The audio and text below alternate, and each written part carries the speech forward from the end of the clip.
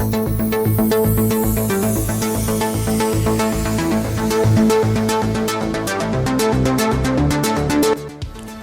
welcome to the Caledonian Elixir.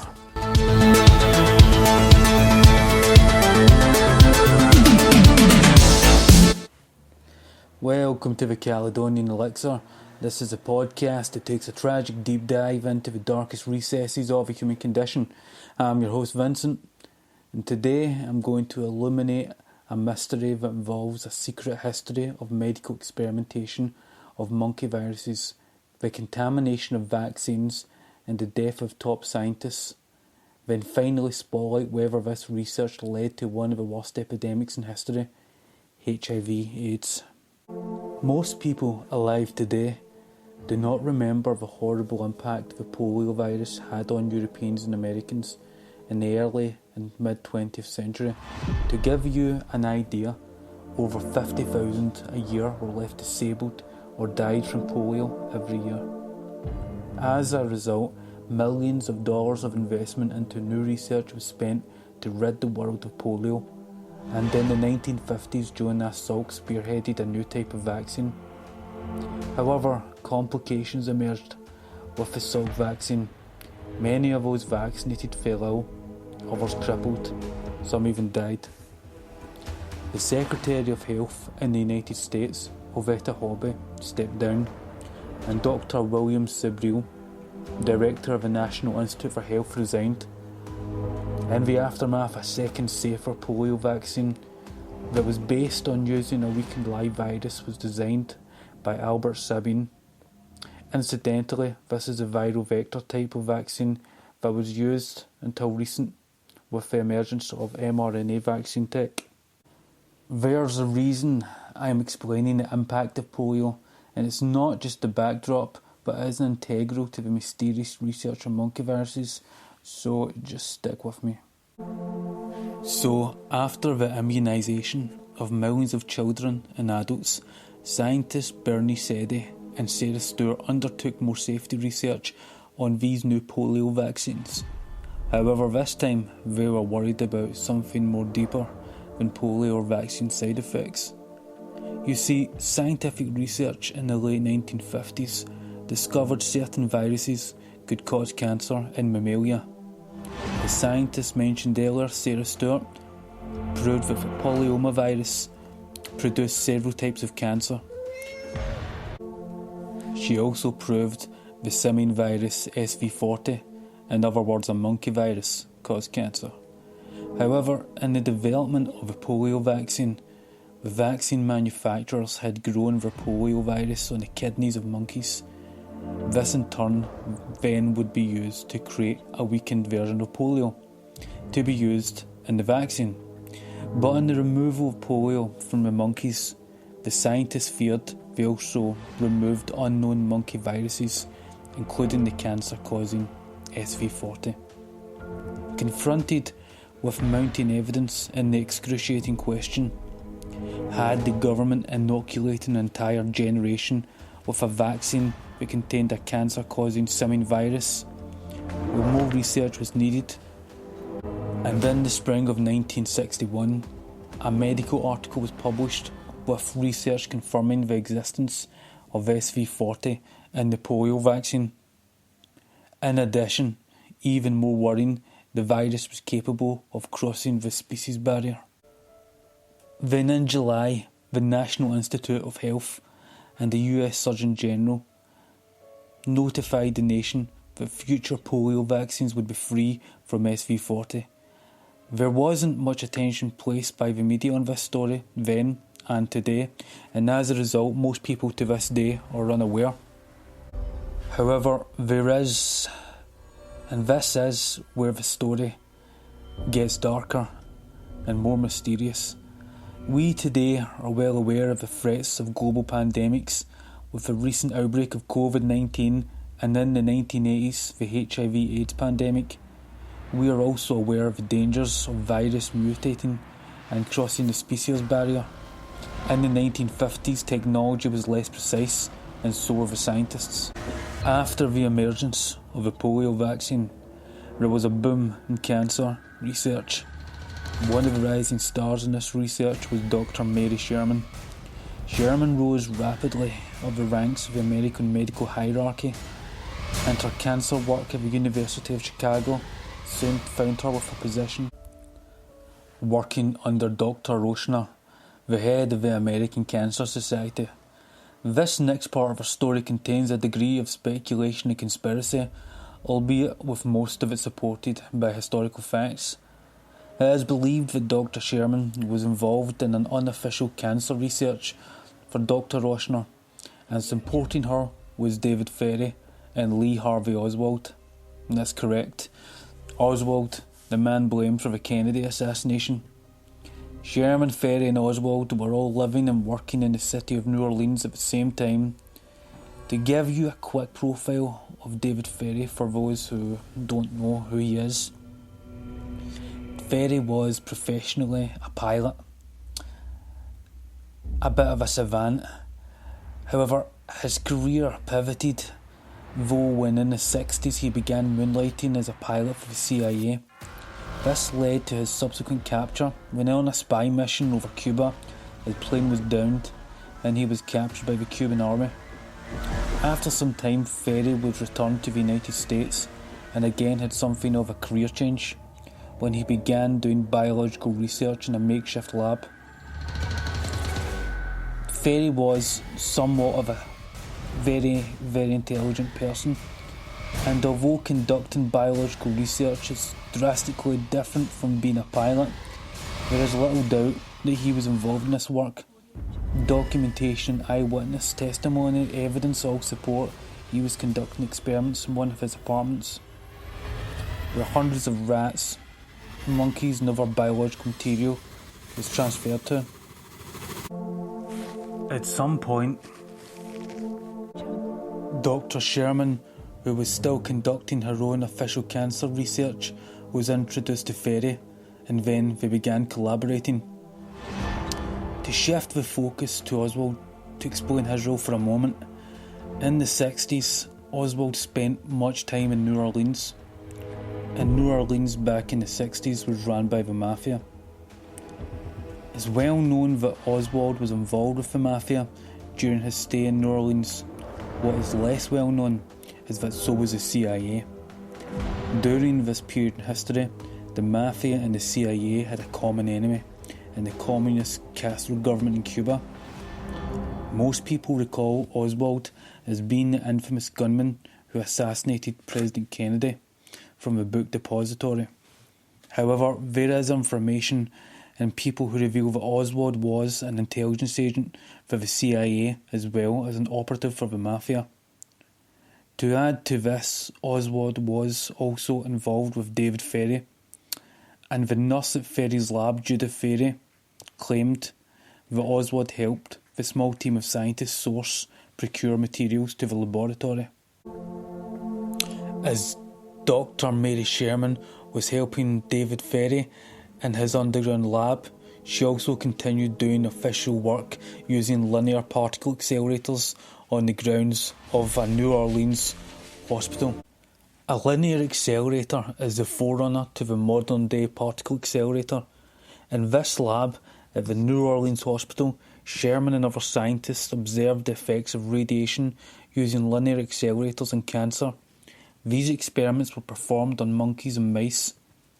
This research was not without its dangers and criticism, as in 1962, Richard Fiennes, Britain's leading primate researcher, commented, "There is a serious danger that viruses from simian primates could show an altered pathogenesis in man.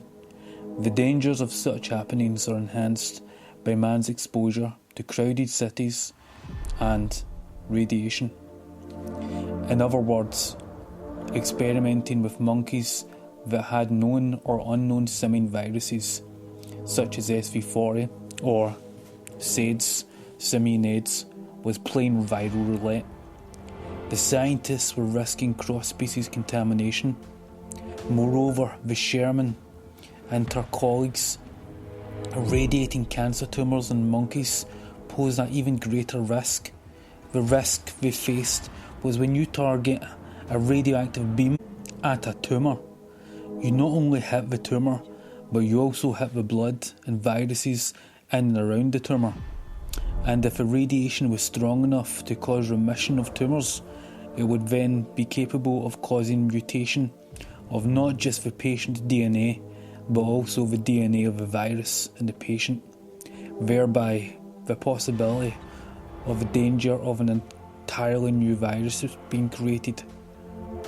This cutting-edge genetic research using particles in a matrix to destroy cancer tissue was of great application to the underground Ferry lab that Sherman was involved with.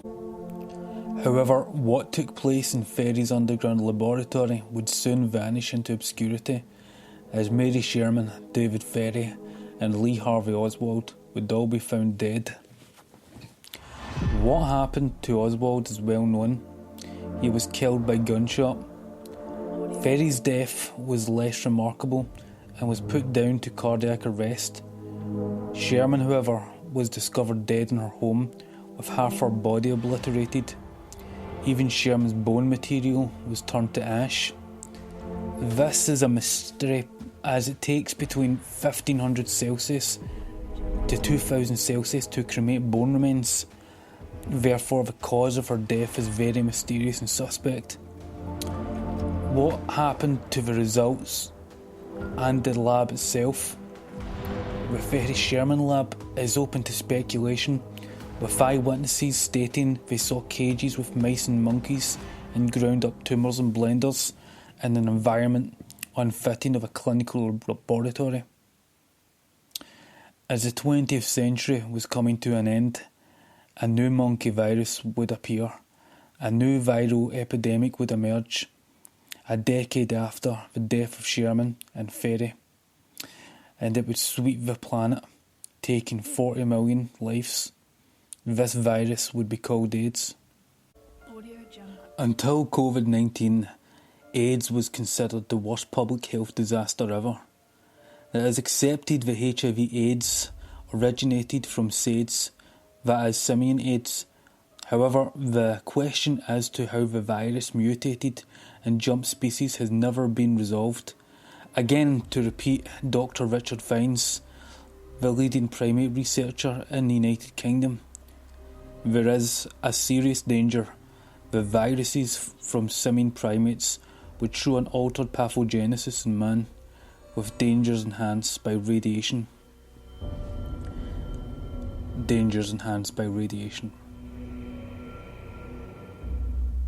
Vines gives an answer to the question that once you had a simian with SAIDS, the next thing you need is a means of mutating the virus, and this is exactly what the Ferry Sherman labs were capable of doing. The Ferry Sherman underground labs may have begun with the noble mission of preventing cancer, but once the ability to change the genetics of viruses was demonstrated, the means of transmission from animal to human may have gotten out of control, especially after Sherman was discovered murdered at her home. To demonstrate this more, let's look at where the AIDS epidemic started.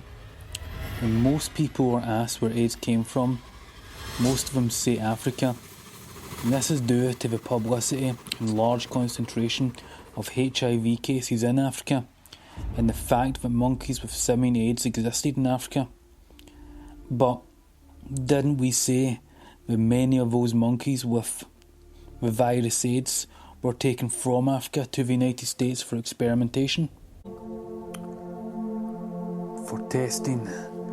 And in addition, it is very interesting that in the late 70s and early 80s, the US and the Caribbean, specifically Haiti and Cuba, had more cases of AIDS than Africa. In fact, they had more cases of AIDS than the rest of the world. Therefore, Africa may not have been the epicenter for AIDS in the first years of the pandemic. And what is certain is that HIV cases were reported very early in Haiti. In one case, a French engineer who received a blood transfusion in Haiti in 1977 soon developed AIDS, then died. When you accept that the United States and the Caribbean was the original epicentre, with over 9,000 cases of AIDS in the early 80s, and tie that into risky wildcard experiments on monkeys, many of which had SAIDs and SV40, that were being subjected to genetic roulette with drugs and radiation, a frightening alternative to how AIDS begins to fit together. There is another sinister dimension where those involved with the underground lab had CIA and mafia connections. David Ferrie was a CIA agent who participated in operations against the Cuban government. Oswald was connected to the mafia, with speculation that he was also a CIA agent. Once Mary Sherman died, this would have left the lab, animals and the viruses in the hands of David Ferrie, a CIA agent with an animus against the communist regimes in Cuba and Haiti. Now, for those unaware, in the 1960s the two biggest geopolitical foes for the United States in the Western Hemisphere was Haiti and Cuba, two nations in the Caribbean. Incidentally, also the epicentre of AIDS in the late 70s. Haiti was governed by Papa Doc and Cuba, Fidel Castro, two of the biggest foes of the United States government. So, was the HIV virus, AIDS, made in a lab, then into the hands of the CIA? Did the CIA use the virus to destabilise the Castro government in Cuba and Papa Doc in Haiti? Well, for those who think that is too far-fetched, should recall Project Cuba, which was a CIA operation in the 1960s that sprayed chemicals on crops in Cuba in order to destroy food supplies. Or what about the Tuskegee experiment, where the United States government, without consent, infected hundreds of African Americans with syphilis and observed the progression of the syphilis virus? Or the hundreds of kids drugged with LSD at Creedmoor State Hospital by the CIA in Project MKUltra? And don't forget the gain-of-function research on the coronavirus recently. So the true origins of the HIV/AIDS virus is not certain, but this story of contaminated vaccines, underground labs, dead scientists, mutated viruses illuminate a darker alternative origin to AIDS.